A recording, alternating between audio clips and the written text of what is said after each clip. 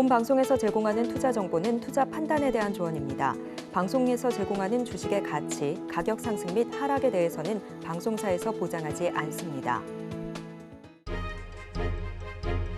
실시간 정보 브리핑입니다. 들썩이는 물가, 2월 수입 물가 2개월 연속 상승. 국제유가와 원달러 환율 오름세 수입 물가가 2개월 연속 상승했습니다. 수입 물가는 통상 1개월에서 3개월 시차를 두고 소비자 물가에 영향을 미치는 만큼 인플레이션에 부정적으로 작용할 것으로 보입니다. 밸류업 차익 실현 마친 기관, 국내 증시 주도권 찾나. 올 들어 국내 증시에서 외국인 투자자들이 밸류업 장세를 주도한 가운데 기관이 추가적인 반등의 견인차 역할을 할 수 있을지 주목되고 있습니다. 기관은 올 들어 차익 실현 매물을 쏟아내면서 외국인과 상반되는 행보를 보였지만 최근 순매수로 전환해 수급 향방에 관심이 모입니다. 신반전자 온다, 증권가 목표가 상향. 코스피 지수가 약 2년 만에 2,700선을 돌파한 가운데 국민주 삼성전자에 대한 긍정론이 점차 확산하고 있습니다. 증권업계는 반도체 업황 회복과 스마트폰 출하량 증가를 점치며 신반전자에 대한 장밋빛 전망을 내놓기 시작했습니다.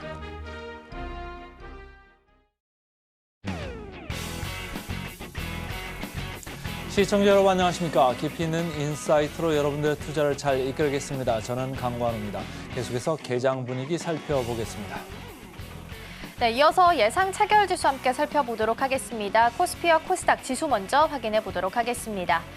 네, 일단 양시장 오늘 하락하면서 출발할 것으로 보입니다. 코스피는 0.58% 하락하면서 그래도 2,700선을 지지하면서 움직일 것으로 보이고요. 코스닥은 0.23% 하락하면서 900선을 하회하며 885선 지나갈 것으로 예상되고 있습니다. 계속해서 시가총액 상위 종목들의 흐름도 함께 살펴보도록 하겠습니다. 먼저 코스피 1위에서 5위입니다. 모두 다 파란불 켜고 있습니다. 삼성전자 어제는 SK하이닉스와 엇갈린 흐름을 보였습니다. 삼성전자는 어제 장 막판에 상승 전환했는데 오늘은 하락하면서 출발할 것으로 예상되고 있고요. 현대차 같은 경우에는 어제 강한 쪽 중 하나였습니다. 저 PBR에 대한 수에 대한 관심이 좀 높아지면서 상승 마감했는데요. 오늘 장에서도 0.4% 정도 하락할 것으로 보이고요. 또 SK하이닉스는 어제 상승 마감했지만 오늘은 2.4% 정도 1위에서 5위 중에서는 가장 큰 폭의 하락률을 기록하면서 16만 원 선 하회하면서 출발할 것으로 예상되고 있습니다. 계속해서 6위에서 10위도 함께 살펴보도록 하겠습니다. 삼성전자 우선주부터 KB금융까지 현재 자리하고 있고요. 기아 같은 경우는 어제 저 PBR 수혜주를 현대차와 함께 상승 마감했는데요. 오늘은 보합 출발 준비하고 있고요. 또 KB금융 같은 경우에는 주주 환원 기대감 속에 어제까지 3거래일 연속 상승 마감했고요. 시총 9위 자리에 어제 안착하면서 마감을 했는데요. 오늘 10위 자리로 내려와 있고요. 4.5% 정도 가장 큰 폭의 하락률을 기록하면서 출발할 것으로 보입니다. 유일하게 셀트리온만 0.78% 상승불 켜면서 18만 원 선에서 출발을 준비하고 있습니다. 계속해서 코스닥 시가총액 상위 종목들의 흐름도 함께 살펴보도록 하겠습니다.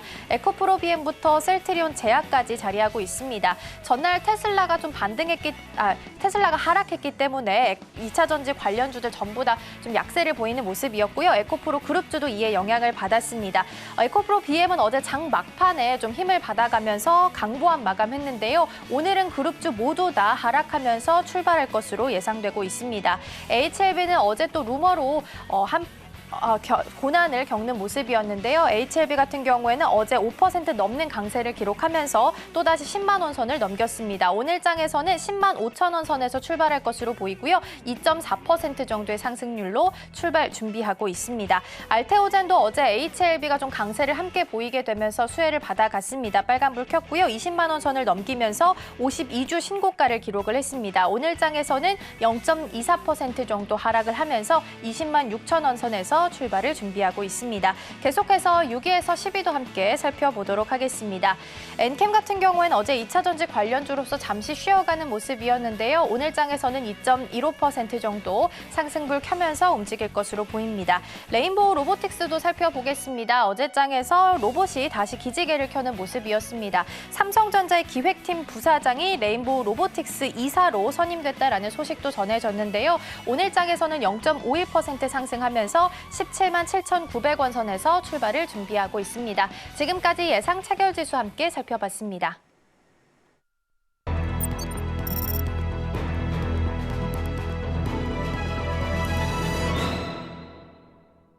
네, 장 시작 전 담아볼 종목들 함께 체크해 보도록 하겠습니다. 지금사 시간이고요. 오늘 도움 말씀에는 하이투자증권 스마트 PB센터 이화진 과장과 함께 이야기 나눠보겠습니다. 과장님 안녕하세요. 네, 안녕하세요. 네, 먼저 지금사 첫 번째 종목 어떤 종목 추천해 주실까요?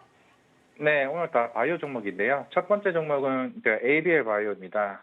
최근에 한 3일 연속 이제 음봉을 그리고 있기는 한데, 처음 이제 급등이 나왔던 게, 러쉬에서 이제 이중 항체에 대한 효과가 얘기가 나오면서 이제 ABL 바이오가 시장에서 이제 부각을 받긴 했습니다. 지금 마지막으로 기술 이전했던 게 2022년 이제 1월달 JP모건 헬스케어죠. 이제 그때 산오피에 1.2500억의 이제 기술 이전을 하게 되면서 처음 좀 시장에서 계속 부각을 받았고 그 이후에 조금 아직까지는 기술 이전 추가 부분이 안 나왔습니다. 하지만은 이미 지난달에도 산오피에 이전했던 그 비임상 결과가 굉장히 잘 나오게 되면서 이번 AACR에서 굉장히 크게 좀 주목을 받고 있다고 생각을 하고 있습니다. 이미 그런 이제 수용체 관련해서는 이 경쟁사들 같은 경우는 특히 다인 같은 경우 트랜스페린의 수용체를 다시 쓰게 되면서 여건 일상에서 약간 그런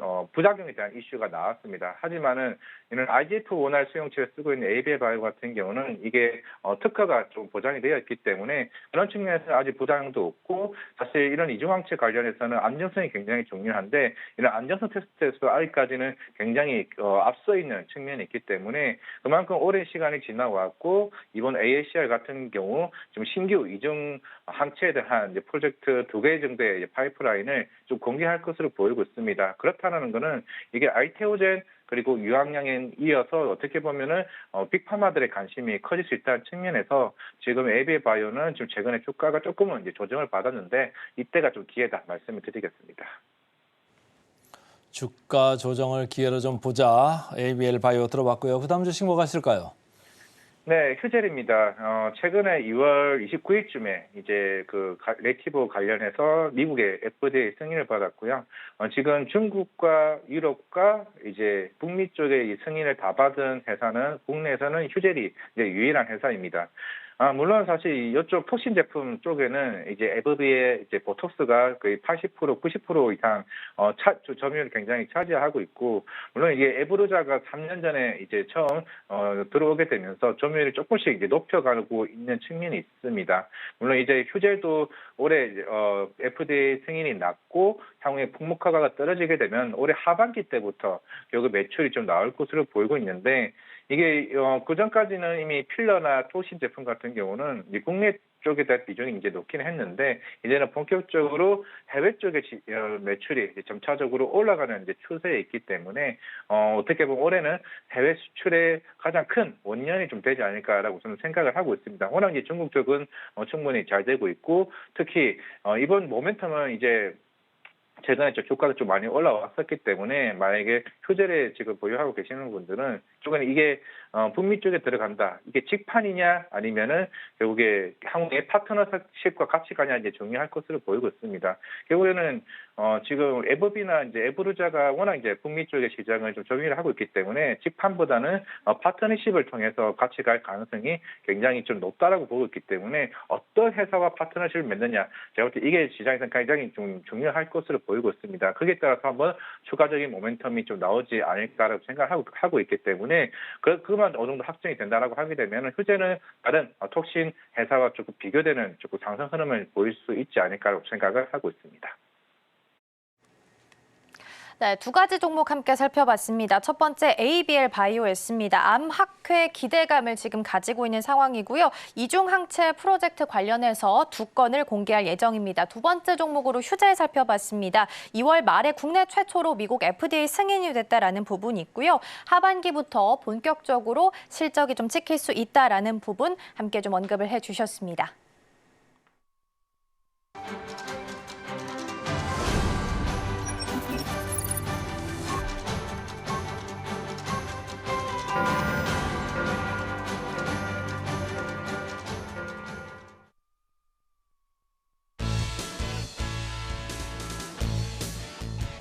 네, 3월 15일 금요일 우리 시장 문 열었습니다. 어제는 2024년 들어서 처음 맞이하는 매마녀의 날이었습니다. 증권사에서는 증시 자체적으로 놓고 봤을 때 큰 변동성이 없을 것이다라고 이야기하긴 했지만 막판에 좀 변동성이 나타나는 모습이었습니다. 그렇기 때문에 시장은 끝까지 긴장의 끈을 좀 놓을 수 없는 모습이었습니다. 그리고 어제 기준으로 밤에 발표될 PPI 지수 그리고 소매 판매 지수를 좀 기다리고 있었던 상황이기 때문에 상승폭은 다수 제한되는 모습이었습니다. 마감은 좀 엇갈리게 마감했습니다. 코스피 같은 경우에는 연기금 쪽에서 수급이 좀 들어왔고요. 2,700선 위에서 이 거래 연속 앞에 27이 찍혔다라는 점이 좀 유의미해 보였습니다. 자, 그렇다면 지금 출발 상황 어떤지 함께 살펴보도록 하겠습니다. 먼저 지수 상황부터 함께 보도록 하겠습니다. 코스피와 코스닥 지수 보겠습니다. 예상 체결 지수와 마찬가지로 하락불 켜면서 현재 출발하고 있습니다. 코스피는 0.62%, 예상 체결 지수보다는 하락폭이 조금 더 깊네요. 2,701선 지나가고요. 코스닥은 0.55%, 마찬가지로 예상 체결 지수보다는 하락폭이 조금 더 깊습니다. 882선 지나갑니다. 계속해서 실시간 조회의 상위 종목들도 함께 살펴보도록 하겠습니다. 삼성중공업과 현대힘스가 1위와 2위에 현재 자리를 좀 하고 있습니다. 조선주가 좀 어제부터 꿈틀거리고 있습니다. 삼성중공업 같은 경우에는 오늘의 일면과 오늘 또 센티멘탈 종목을 함께 좀 살펴봤었는데요. 미국에서 반도체에 이어서 이제 조선업까지 좀 옥죄기에 들어가는 모습입니다. 한국이 반사로 좀 수혜를 입을 것이다라는 전망이 나오고 있고요. 특히 1분기에 대한 실적 기대감이 계속해서 높아지고 있는 상황이니까요. 추세 지켜보시면 좋겠습니다. 일단 삼성중공업은 1.4% 정도 상승하고 있고요. 현대힘스가 조금 더 탄력 있게 3.5% 상승하면서 출발합니다. 다음은 비율 보도록 하겠습니다. 어제 오늘의 일면에서 살펴봤던 종목인데요. 마이크로 니들과 관련한 소송에서 1차 합의에 들어갔다라는 소식 전해졌습니다.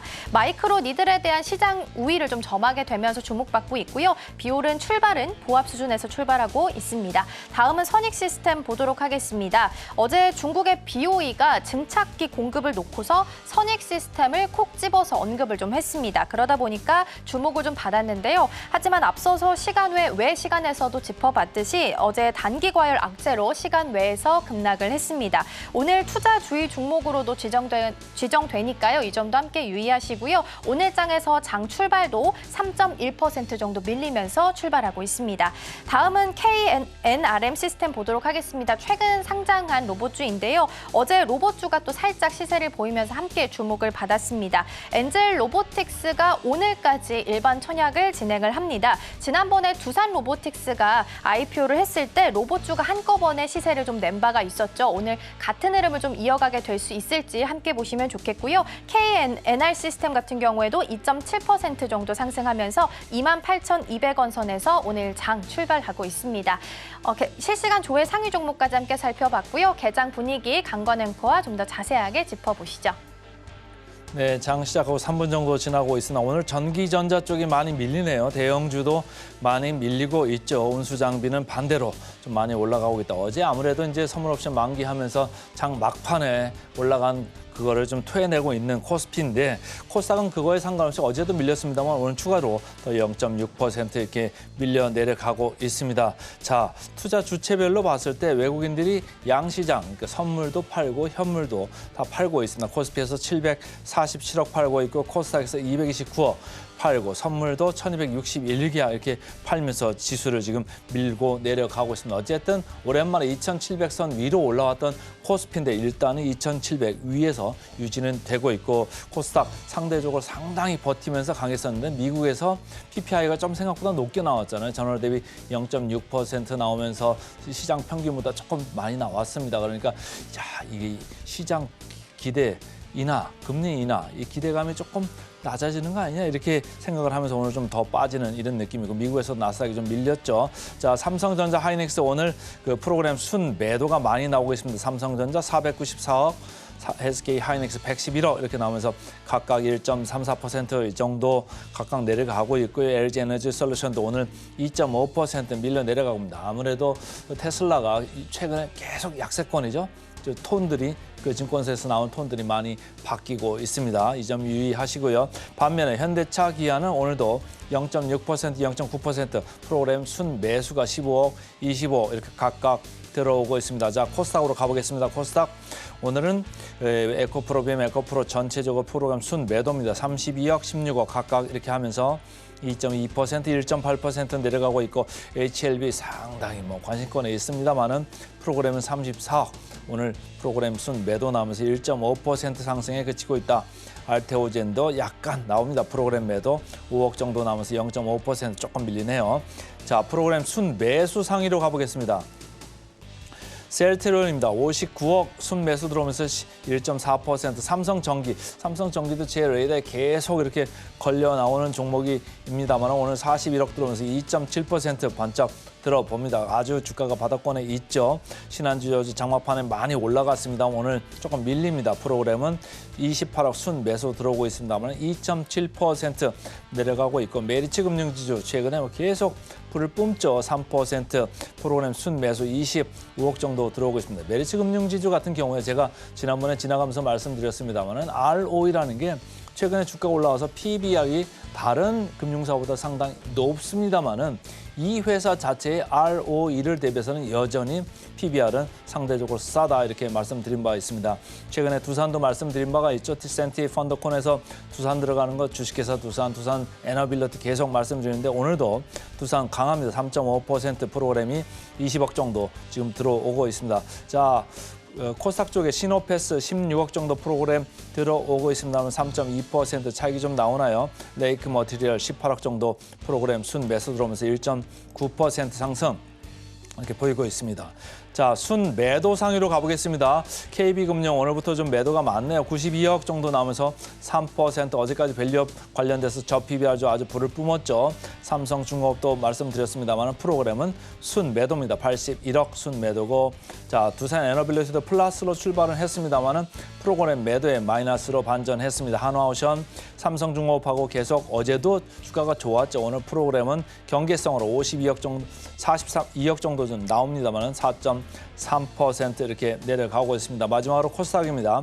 위메이드 최근에 자꾸 이렇게 입지를 하고는 있습니다만 프로그램은 순매도입니다. 61억 순매도에 3.8% 내려가고 있고 HLB는 오른 프로그램이 조금 더 늘어나네요. 1%대로 상승폭이 좀 낮아지고 있습니다. 에코프로비엠 아까도 말씀드린 대로 37억, 36억대의 프로그램 매도가 지금 나오고 있습니다. 자, 우리 과장님 오늘 보면 말이죠. 코스피 990억 외국인 지금 팔자가 장초반부터 몰리고 있고 코스닥 239억 선물 1241개 이렇게 밀리고 내려갑니다. 자, 미국 영향을 받고 있다고 봐야 될까요?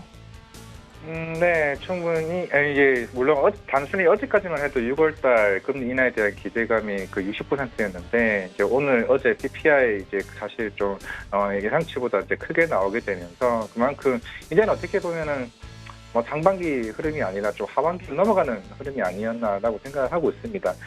그래도 사실 중요한 거는 사실 그동안 우리나라 외국인 수급 흐름이 지금 4개월 연속으로 계속 순매수 구간에 들어온 상황이라 생각을 한다면은 그만큼 기업 밸류업에 대한 이런 프로그램 자체에 대한 기대감이 그래도 없지 않은 좀 있다라고 생각을 하고 있습니다. 그런 측면에서는 물론 아직까지는 좀 가이드라인이나 이런 측면은 구체적으로 명확하게 좀 나온 건 아니지만은 결국에는 이런 여러 섹터들에 따라서 충분히 특히 연기금 같은 경우도 어제 관련된 이슈가 좀 나왔던 만큼 연기금이 수급으로 들어오는 측면들이 사실 조선 섹터에서도 계속 들어오고 있거든요. 그런 측면에서는 우리나라 지수 단위 결국에는 그 단기적인 측면에서는 미국 금리 인하에 대한 이런 흐름에 따라서 영향을 미치겠지만은 여기 중장기적 측면에서는 오히려 차별화되는 흐름으로 저는 국내 시장이 흘러가지 않을까라고 생각을 하고 있습니다. 자, 지금 시황 얘기 듣는 과정에서 조선업종 잠깐 언급이 됐습니다. 그래서 마침 나온 김에 그냥 얘기를 해보죠. 조선업종 오늘도 삼성중공업, 하나오션 이렇게 긍정적으로 보는 장초반 분위기가 나오고 있습니다. 삼성중공업 제가 차트를 띄워놨습니다만 84% 12개월 대비해서 이렇게 많이 올라와 있고 하나오션도 31% 이렇게 좀 올라와 있습니다. 조선업종 상당히 이렇게 순환적이고 경기 시클리컬이고 지금 당장에는 돈이 많이 벌리는 지금 업종은 아닌데 앞으로 25년, 6년 가면서 지금 돈을 벌 수 있는 확률이 많아지는 겁니까? 지금 사야 될까요? 어떻습니까? 지금은 전 이제 매수 구간이라고 생각을 하고 있고, 물론 어제 전미 철강 노조 이슈, 뭐 미국과 중국 갈등 이슈가 제가 볼 땐 큰 트리거라고 생각을 하고 있는데, 이미 작년에 같은 경우는 뭐 신주성가 지수가 계속 올라오긴 했지만은 사실 요즘에 변화가 생겼던 게 중고성가 지수입니다. 중고성가 지수가 최근에 152에서 1월 달에 지금은 160, 거의 한 5까지 지금 올라온 추세가 있기 때문에 신조성가 지수는 약간 플랫하게 올라오는 측면이었고 중고성가 지수는 강하게 지금 다이브를 걸고 있는데 그만큼 선주사들에 대한 수요가 선박에 대한 수요가 빠르게 지금 올라오고 있다는 측면입니다. 원래 실적은 개선되고 있는데 수주에 대한 모멘텀이 작년 하반기 때부터 오히려 하향하고 있죠. 그 이유가 도크도 꽉 찼고 도크 꽉 찼던 이유가 그만큼 인력난 이슈가 굉장히 많았죠. 인력이 어느 정도 많이 있어야 그리고 인도 시점이 빠르게 해야 다음 물량들이 들어올 텐데 그 부분이 작년 하반기에 빠르게 해소가 되지 않아서 조금 주가가 안 좋았던 측면이 있는데 지금은 이제 어느 정도 충분히 해소가 되었던 구간이 있고 워낙 작년에 오히려 LNG 수주가 좋았음에도 불구하고 중국 측에 뺏겼던 이슈들이 이제는 제가 볼 때는 오히려 미중 갈등으로 인해서 이제는 대부분 하나오션이나 이런 조선 3사들 같은 경우는 이미 도크에 대한 여유가 조금씩 생기기 시작을 했습니다. 그리고 무엇보다 중요한 거는 LNG 운반선뿐만 아니라 초대형 원유 운반선이나 아니면 대형 컨테이너선 그리고 다른 탱커선과 같은 선종 다변화의 효과가 하나둘씩 나오고 있다는 측면이 이제 아마 1분기 실제부터 좋아질 겁니다. 이제 작년 4분기에는 흑자 전환을 했지만은 조선가에 대한 수주 물량들이 이미 어느 정도 다 인도가 되게 되면서 다 물량을 떨어냈던 측면이 있기 때문에 1분기 때부터는 고성가의 수주 물량들이 이제 출로 인식되는 구간입니다. 실전이 동반됐네. 그럼 이제는 수주까지 이제 본격적으로 들어온다라고 가정을 했을 때는 제가 봤을 때는 조선주들은 이제 분위기가 생각보다 좋아질 수 있다. 물론 오늘 유가가 80달러 올라왔던 거는 뭐 러시아 우크라이나 관련 이슈도 있기는 하겠지만은 사실 이 가격대라면 충분히 오히려 조선주들 입장에서는 좀 메리트가 있는 구간이 아닌가라고 생각을 하고 있습니다. 경기 순환주 시클리컬이라고 하죠. 하나 더 보죠. 건설기계 쪽에 말이죠. HD 현대건설기계 이쪽도 뭐 이제 건설 항상 뭐 이렇게 시클리컬 하니까 돌아가는데 우리나라뿐만이 아니고 뭐 중국도 있었는데 중국 쪽이 별로 안 좋았고 미국 쪽은 계속 좋다 이런 얘기가 나오는 가운데 여러 가지 건설기계 제가 그다음 저 PBR 쪽으로 간다고 하면 그다음은 건설기계가 될 가능성이 있다. 여러 번 제가 센티멘탈 펀더멘탈 코너에서 강조를 드린 바가 있는데 오늘 아주 또 불을 뿜습니다. 이쪽 건설기계 장비 쪽 이쪽 어떻게 봐야 될까요? 저 PBR 쪽 밸류 어제는 뭐 금융 쪽이 많이 올라가서 이제 선물 옵션 영향으로 이렇게 올라갔고 어제 올라간 것 때문에 조금 내리잖아요 오늘은. 근데 이쪽은 좀 뿜습니다. 지수는 지금 0.9% 8% 이렇게 내려가고 있습니다만은 이쪽 시클리컬 조선업종에 의해서 건설기계 쪽 어떻게 긍정적으로 봐도 되겠습니까? 어떻습니까? 네. 작년 1분기 때 실적이 또 굉장히 좋았다가 그 이후에 주가 실적 측면에서 조금 흐름이 안 좋긴 했습니다. 이제는 이제 또 러시아 대선이 있죠. 물론 이게 우크라이나 종전 얘기가 나오고는 있긴 하지만 최근에 중국에서도 양해를 했었고 중국 경기 모멘텀은 사실 그동안 코로나 이전까지는 대부분 우리나라 현대인프라코나 건설기계는 매출 비중이 한 25%에서 30% 정도로 중국 비중이 컸었습니다. 그 이후에 중국 비중이 거의 10% 이하까지 줄어들었다가 이제 중국 경기 부양책이 물론 이번 중국 양에서도 뭐 충분히 하긴 했습니다만은 이게 건설 장비에 대한 수요가 오히려 거의 제로에 가까운 수요에서 이제 하나둘씩 기저 효과로 통해서 중국 쪽의 모멘텀이 있을 수 있고 그리고 우크라이나 재건 이슈까지 건설 장비가 본격적으로 나온다라고 하게 되면은 전 충분히 이제 반등자리에서 올라온다라고 생각을 하고 있습니다. 물론 이번 4분기 실적 때 현대건설에게도 자사주 소각을 했었고 그만큼 밸류 정책의 저 PBR 관련해서도 충분히 매력도가 있는 건설 장비 업체라고 생각을 하고 있고 결국에는 이제 신흥시장과 이미 북미 시장은 이미 작년에 실적으로 검증을 했고 그래서 꾸준히 추가적으로 이쪽에서 대한 모멘텀은 좀 충분히 나올 수 있다는 구간이라 좀 생각을 하고 있기 때문에 사실 지금 그 차트를 제가 안 보고 있어도 이제 대충은 알 것 같습니다. 이미 내려와서 여기서 바닥에서 다시 올라가는 모습을 좀 보이고 있기 때문에 제가 봤을 때는 1분기, 2분기 때는 어느 정도 실적이 돌아서는 터닝 포인트가 될 것으로 보이고 있기 때문에 지금 자리에서는 충분히 저는 매력적인 구간이다라고 생각을 하고 있습니다. 항상 제가 저 PBR 좀 말씀드릴 때 ROE 얘기하지요. 그 ROE를 좀 보시면 좋고, 자, 보내드리기 전에 질문 마지막 하나만 더 해보겠습니다. 삼성 SDI인데요. 오늘 좀 장이 밀리면서 여기도 3.9% 이렇게 밀려 내려갑니다. 미국에서 테슬라가 어제도 빠졌고 그저께도 빠졌고 최근에 분위기 안 좋습니다. 그런데 우리나라에서는 전고체 배터리 개발 기대감, 상용화 기대감에 삼성 SDI가 아주 이렇게 주목을 받았었는데 어떻게 봐야 될까요? 이쪽 내려오면 좀 저가 매수에 가담을 해도 될까요? 아니면 좀 멀었다고 생각하고 좀 두고 봐야 될까요? 어떻습니까? 저는 이제 우리가 작년에 1차 랠리로 올라갔던 양극재 흐름이 강했더라면은 이번 만약에 물론 하반기가 될지 물론은 뭐 바로 될지 결국 2차 랠리 흐름이 나온다고 하게 되면은 분위기는 오히려 이제 삼성 SDI 관련된 전고체 배터리 쪽에 대한 수요가 좀 곧 나올 수 있다고 생각을 하고 있습니다. 물론 뭐 정부에서도 지원을 해주고 2027년쯤에 양산이 어느 정도 결정되는 흐름이 있다라면은 결국에 앞으로의 흐름들은 뭐 황화리튬이나 이런 그 밸류체인 업체들 같은 경우는 정설에 대한 이슈가 아마 계속 꾸준히 좀 나올 수 있을 것으로 보이고 있습니다. 결국에 삼성 SDI 입장에서도 이런 관련된 흐름을 앞으로도 계속 꾸준히 얘기가 나올 것으로 보이고 있기 때문에 물론 전기차 지금 뭐 데이터가 지금 당장에 나오는 건 아니긴 하지만은 오히려 이쪽 향후에 이의 주행거리와 우리가 흔히 충전 속도를 계속 꾸준히 얘기를 했었는데 그건 중국 전기차에 대한 흐름이 어떻게 변하고 있는지를 봤을 때는 결국에는 우리가 이쪽 시장에서 이기기 위해서는 전고체 배터리를 조금 확장시키는 측면이 조금 시장에서는 또 굉장히 수급적인 유연성이 굉장히 좋지 않을까 생각을 하고 있기 때문에 저는 삼성 SDI를 탑픽으로 좀 봐야 되지 않나라고 생각을 하고 있습니다.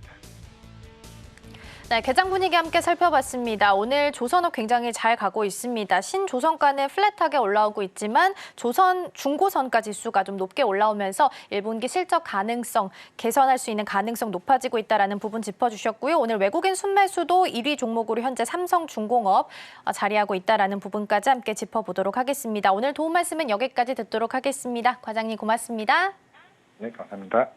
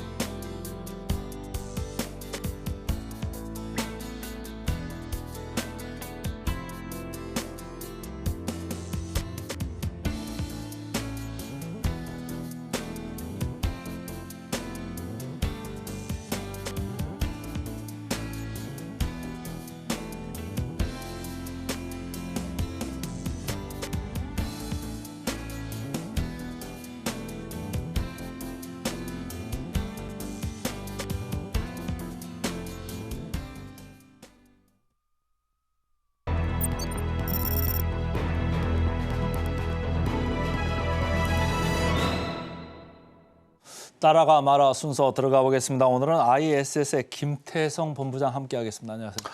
네, 안녕하세요. 오시면은 파란 날이 더 많은 것 같아요. 빨간 날보다. 죄송합니다. 네, 일단 뭐 전체적으로 이번 주 같은 경우에는 변동성이 많을 수밖에 없는 시장이 아닐까라는 생각이 듭니다. 우리나라 같은 경우에는 선물옵션 동시 만기, 미국 같은 경우에는 지금 지표들이 굉장히 많이 발표되고 있고 다음 주에는 FOMC 회의 여기에 이제 또 실적에 대한 이야기까지 나올 수밖에 없는 이번 주와 다음 주다 보니 아무래도 이제 강한 상승세를 좀 보이기보다는 일정 부분의 리스크 관리 차원의 이제 매도 물량도 시장에서 좀 출회가 되고 있는 모습이 아닐까라는 생각이 듭니다. 그나마 다행스러운 것은 뭐냐면 우리나라 주도주가 조금 쉬어간다 하더라도 이제 또다시 정부 정책을 통한 저 PBR 관련주들에 대한 이야기가 나오고 있다 보니 아무래도 이제 주도주가 좀 쉰다 하더라도 그들이 앞으로 이제 또 좋은 모습을 보일 수 있지 않을까에 대한 기대감까지 지금 가지고 있는 시장이 아닐까라는 의견 드려보도록 하겠습니다. 자, 밸류 프로그램이 여전히 유효하다 이런 그 생각입니다. 자, 실시간 상승률 상위 종목 코스피부터 살펴보겠습니다.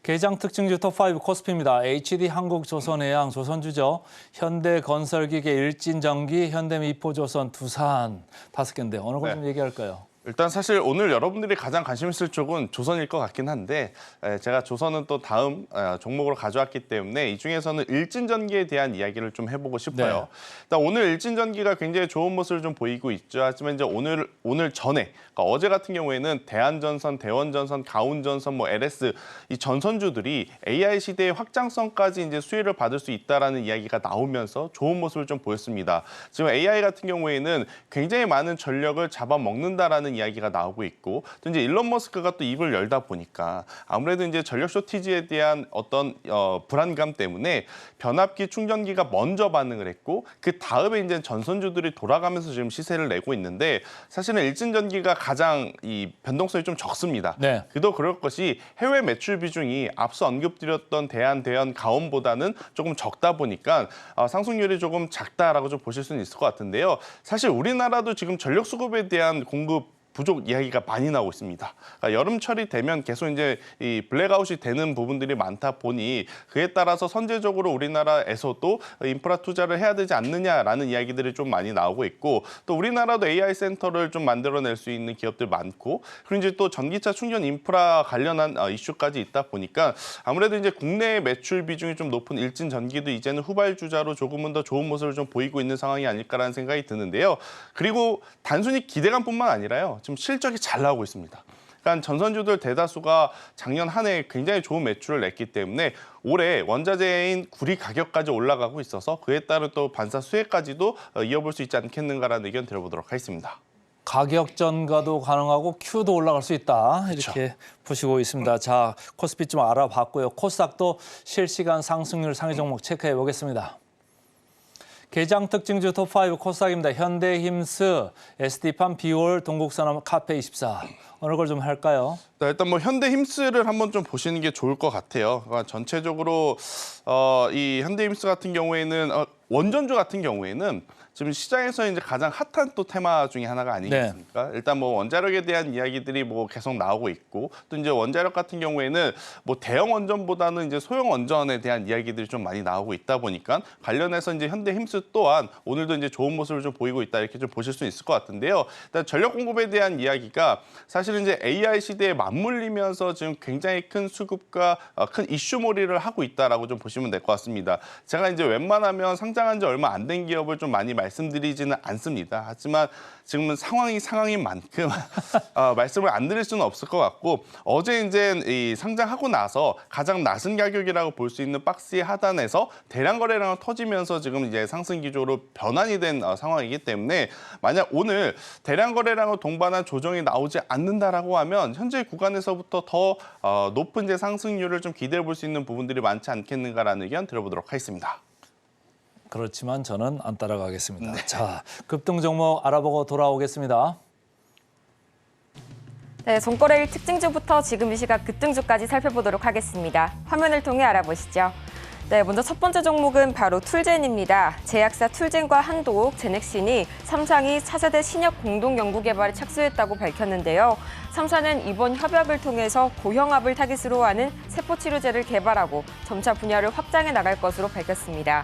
하지만 강한 상승엔 조정이 따르는 법이겠죠. 어제 주가가 상한가를 기록하면서 현재는 다소 조정받는 모습, 6.7%가량 내린 6만 원 선에 거래 중입니다. 이어서 다음 종목 보시겠습니다. 네, 다음 종목은 건설사인 상직하일룸인데요. 어제 깜짝 실적을 발표했었죠. 지난해 매출액이 전년 대비 약 250%, 그리고 영업이익은 약 3,000%가량 급등했다고 공시했는데요.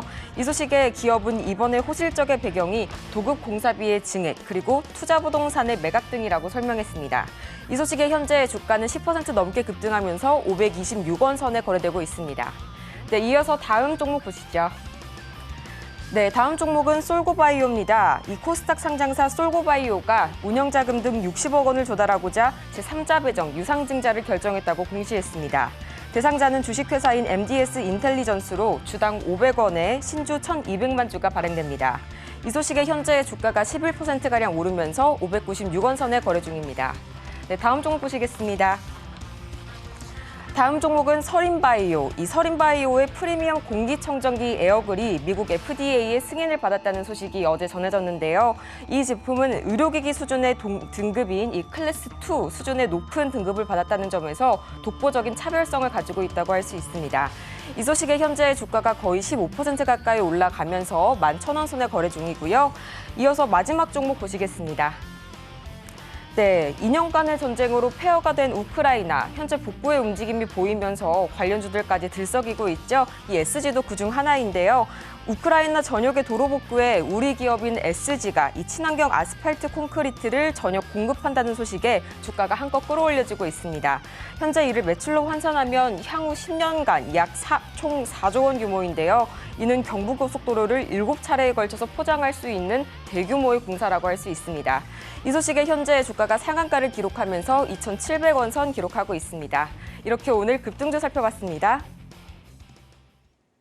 우크라이나 도로 재건 사업 돈이 어디서 나올까요? 제가 좀 알아볼 필요가 있겠다 이런 생각이 좀 갑자기 들었습니다. 자, 지금부터는 따라가 말어 종목 화면으로 보면서 좀 따라가 보겠습니다.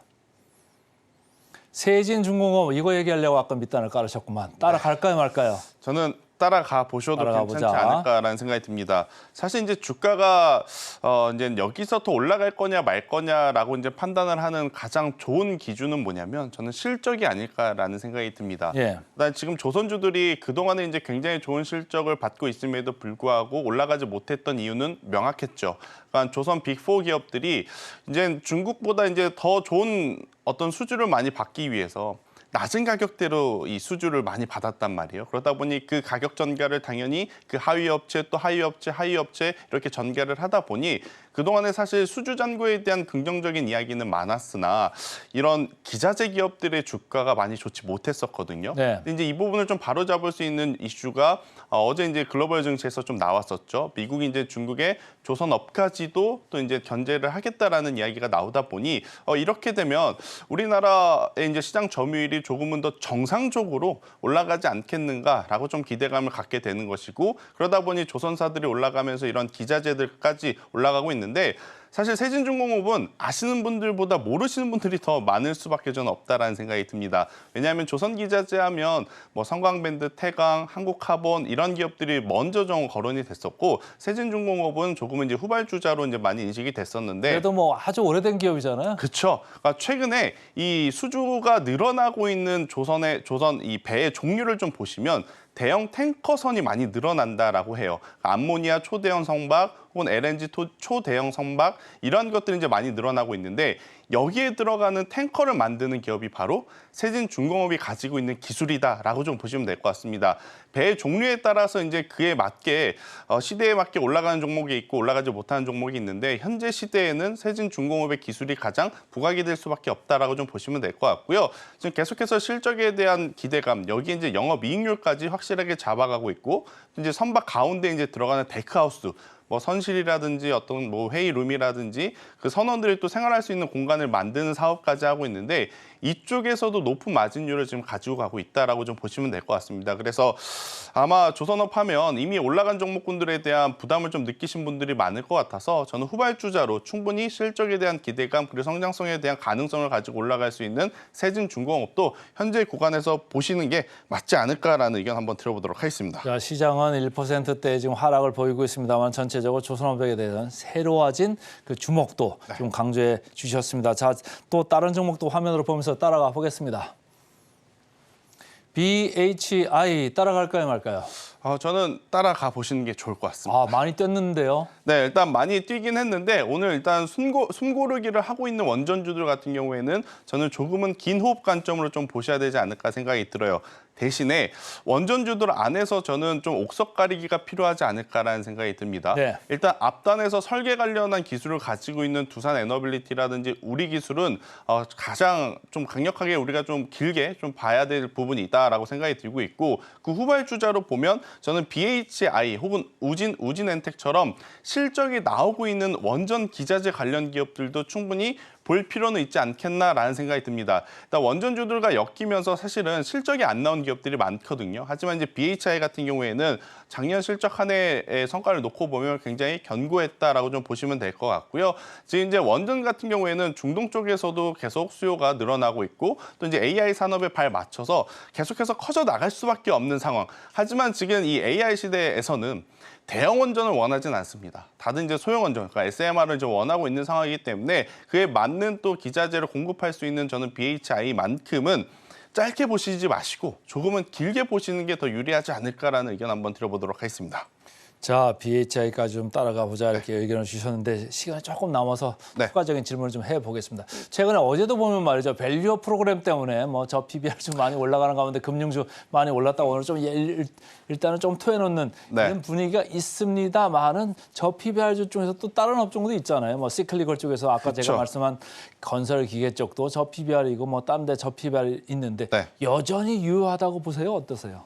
저는 뭐 저 PBR 너무 걱정하실 필요는 없을 것 네. 같아요. 대신에 이제 앵커님께서 이야기해 주신 기존에 이제 강했었던 어떤 금융, 은행 이쪽보다는 그러니까 어떤 민간 사업을 하고 있는 쪽에서 뭐 KCC라든지 두산이라든지 어떤 뭐 중공업 관련 기업들은 여전히 저는 좋은 퍼포먼스를 보일 만한 이슈들이 많다라는 생각이 들어요. 왜냐하면 이 건설 혹은 이 건설 기계 장비 같은 경우에는 우리나라 주택 시장하고 조금은 민감하게 반응을 하다 보니 사실은 그렇게 큰 실적의 어떤 불확실성을 준 것도 아니지만 분위기 자체가 주가가 많이 올라가지 못하게 지금 만들어 놓은 그런 상황이었으나 결국에 이제 IRA 법안 혹은 이제 공장들이 가서 뭐 여러 가지 이제 해외에서 이제 사업을 함에 있어서 굴삭기라든지 이런 기초 인프라는 필수적으로 지금 필요한 상황이거든요. 네. 그렇기 때문에 저는 이런 건설기계라든지 어떤 중장비, 중공업 이쪽에 대한 저 PBR 관련주들은 꼭 보셔야 된다라는 의견 한번 드려보도록 하겠고 은행이라든지 이제 금융에 대해서는 저는 사실 고민이 됩니다. 좀 많이 올라온 느낌이 있죠. 주가도 너무 많이 올라왔고 사실 이제 이게 은행하고 금융은 배당 너무 많이 주지 마라 또 이런 이야기들이 있었는데 PF 리스크라는 것도 지금 잠재하고 있지 그렇죠. 않습니까? 예. 그러니까 이게 정부 정책이 아다르고 어다르다고 이게 계속 좀 복잡하게 미묘하게 얽혀 있는 쪽에 금융이랑 은행 주다 보니 저는 이쪽을 보시기보다 차라리 앞서 말씀드렸던 쪽을 좀 보시는 게 맞지 않나? 혹은 여기서 좀 사업을 확장해 보면 KCC와 같은 기업들 혹은 자동차 부품주들 제가 실적 보니까 실적 대비 시총들이 그렇게 크지 않더라고요. 네, 그래서 좀 만약에 보신다라고 하면 자동차 부품주 안에서 뭐 우신 시스템과 같은 기업들도 뭐 PBR이 지금 현재 낮고 뭐 그렇기 때문에 저는 이쪽에서 힌트를 찾아보시는 것도 좋지 않을까라는 의견 드려보도록 하겠습니다. 자, 오늘 저 PBR주까지 꼼꼼히 체크를 해봤습니다. 지금까지 ISS의 김태성 본부장 함께했습니다. 고맙습니다.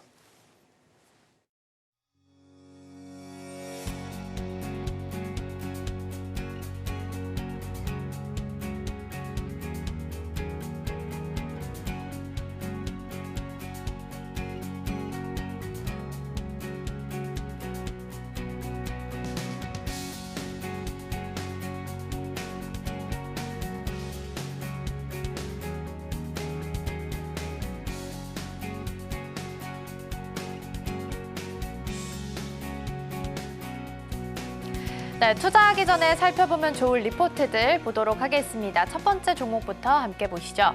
포스코 인터내셔널부터 보도록 하겠습니다. 먼저 첫 번째 포인트는 히토류 영구자석 계약입니다. 지난주 화요일장에 포스코 인터내셔널이 좀 큰 폭으로 올랐던 이유가 바로 이 공급 계약 체결 때문이었는데요. 무려 1조 2천억 원 규모의 공급 계약 체결 소식을 발표를 했습니다. 포스코 인터내셔널이 히토류를 조달을 하면요. 성림 첨단 산업이 여기서 영구 자석을 제작을 하게 되고요. 그리고 이걸 포스코 인터내셔널이 고객사에 납품하는 구조를 갖추게 됩니다.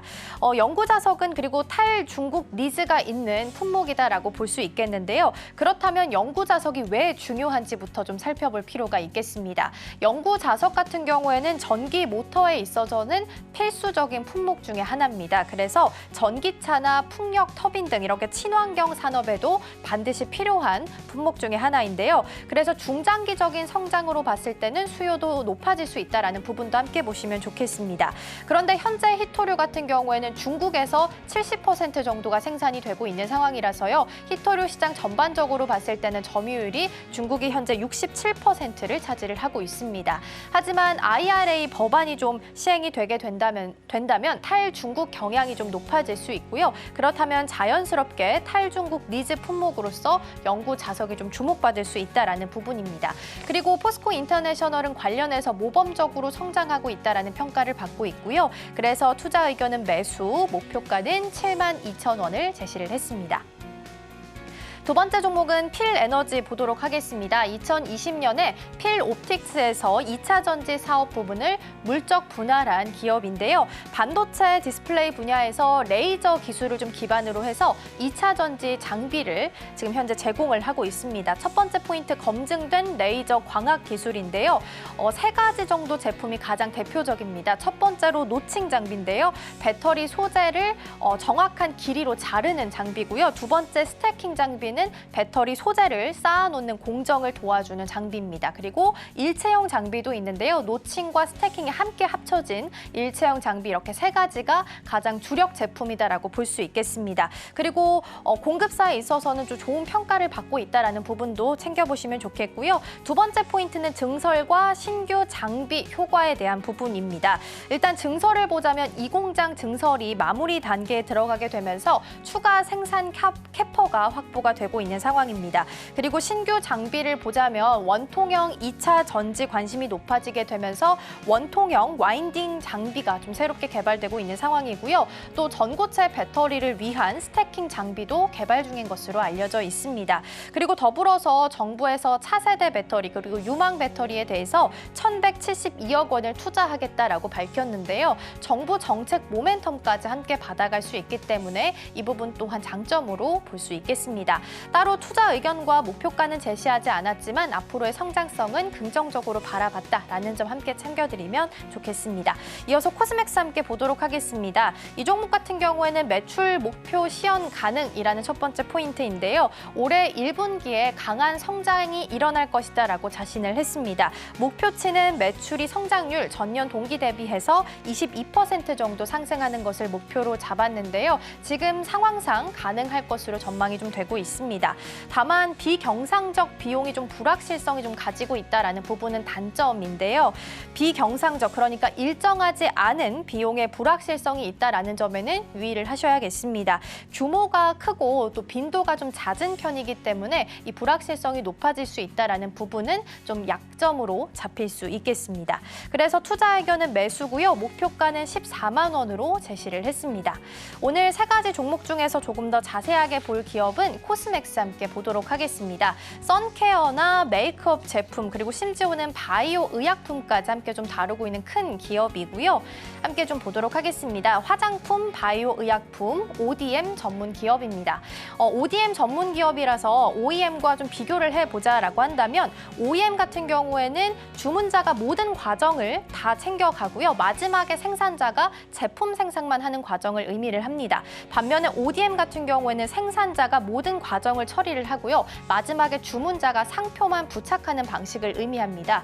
그래서 예를 들어서 애플 같은 경우에는 설계, 디자인, 유통 같은 걸 다 아이폰에 대해서 다 책임을 지고 있는 상황에서 대만에 있는 폭스콘에만 위탁 생산을 하고 있죠. 이 방식이 바로 OEM 방식이라고 볼 수 있겠고요. 반면에 한국콜마처럼 한국콜마가 모든 과정을 책임지고 마지막에 아모레퍼시픽이나 더 페이스샵 등 이렇게 주문자의 상표만 부착하는 방식이 바로 ODM입니다. 그리고 지금 설명드렸던 코스맥스 같은 경우가 바로 ODM 전문 기업이다라고 볼 수 있겠습니다.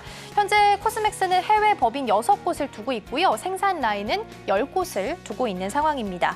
그런데 4분기 실적은 사실 예상치를 하회했습니다. 매출이 전년 동기 대비해서 9% 정도 증가했고요. 영업이익은 전년 동기 대비해서 842% 정도 증가했습니다.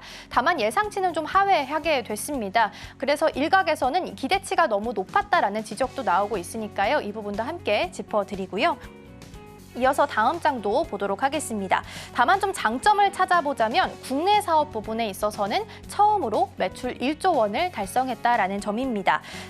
코스메스 사상 처음에 있었던 일이고요. 전년 대비해서 24% 정도 성장하면서 1조 575억 원을 기록을 하게 됐습니다. 그리고 더불어서 엔데믹 효과와 인디 브랜드 효과도 점점 나타나고 있습니다. 일단 첫 번째로 엔데믹 부분을 좀 보자면 방한하고 있는 여행객이 늘면서 소비도 같이 증가하고 있는 추세고요. 가성비가 높은 인디 브랜드가 주목을 받게 되면서 지난 한 해 동안 119곳의 신규 주문도 따냈다고 합니다.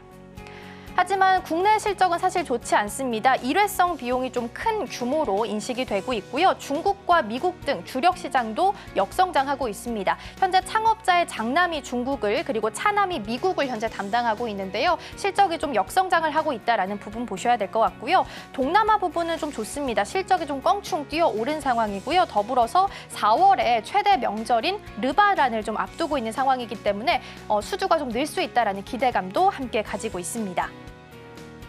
일단 다시 보시면 전반적으로 제대로 된 방향으로 가고 있다라고 평가를 좀 받고 있습니다. 성적이 좀 아쉽긴 하지만 가는 방향은 제대로 되고 있다라고 볼 수 있겠고요. 가장 큰 시장인 중국에서 인디 브랜드 효과가 나타나고 있습니다. 다만 앞서서 짚었듯이 정기적이지 않은 비경상적인 비용이 좀 남아있기 때문에 불확실성이 높다라는 부분은 체크를 좀 하셔야 될 것 같고요. 그래서 이 비용 불확실성 부분이 완화되게 된다면 주가는 그때부터 반등할 수 있다라고 짚었으니까요. 이 부분도 함께 보시면 좋겠습니다. 그래서 투자 의견은 매수고요. 목표가는 14만 원 제시했으니까요. 투자하실 때 이 부분 함께 참고하시면 좋겠습니다.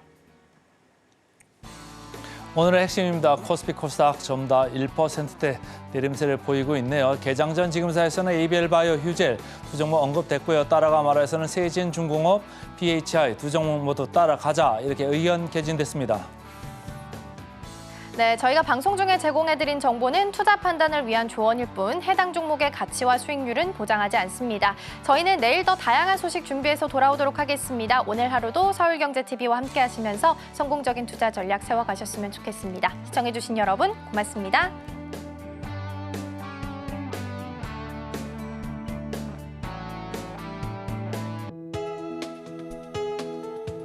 본 방송에서 제공하는 투자 정보는 투자 판단에 대한 조언입니다. 방송에서 제공하는 주식의 가치, 가격 상승 및 하락에 대해서는 방송사에서 보장하지 않습니다.